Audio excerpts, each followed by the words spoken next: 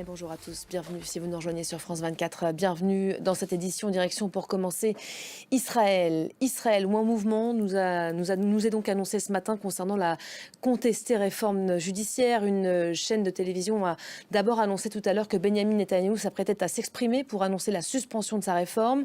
Prise de parole qui a depuis été reportée en raison, nous dit-on, de division au sein de la coalition gouvernementale. On va retrouver tout de suite Claire Duhamel qui est sur place. Claire, notre correspondante. Bonjour Claire. Les Israéliens sont donc, semble-t-il, suspendus à cette prise de parole. Ils attendent en attendant. Merci beaucoup Claire Duhamel. Vous nous faites signe évidemment dès qu'il y a du nouveau.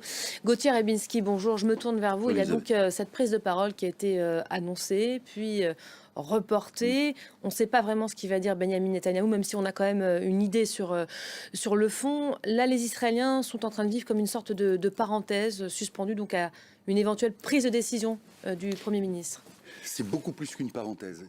Merci beaucoup Gauthier pour le décryptage, alors que les Israéliens se sont mobilisés massivement ces derniers mois. Ça aussi c'est inédit, signe qu'ils tiennent évidemment à cette ligne rouge. Eux aussi, la semaine s'annonce toujours aussi tendue sur le fond de la mobilisation contre la réforme des retraites. Plusieurs actions sont en cours aujourd'hui encore. Demain, l'intersyndicale appelle à une 10e journée d'action. À la veille de ce nouveau rendez-vous, l'exécutif tente de reprendre la main en clamant sa volonté d'apaisement.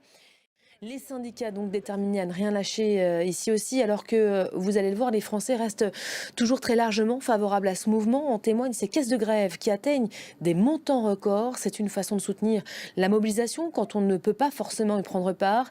Depuis l'usage du 49.3, les syndicats disent assister à une explosion de dons.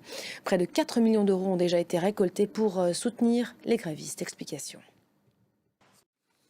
Et puis un mouvement de grève d'une ampleur rarissime a lieu aujourd'hui en Allemagne. Il a débuté ce matin dans les transports et ce pour 24 heures. Les syndicats qui demandent des hausses de salaire dans un contexte d'inflation là aussi record. Une mobilisation qui s'inscrit aussi dans un contexte de tension sociale croissante. Les explications tout de suite d'Alexandra Quarini. Voilà, fin de ce journal. Merci à vous de l'avoir suivi. Restez à nos côtés. D'autres infos, évidemment, tout de suite sur nos antennes. L'information qui se poursuit sur notre site internet www.france24.com. À tout à l'heure.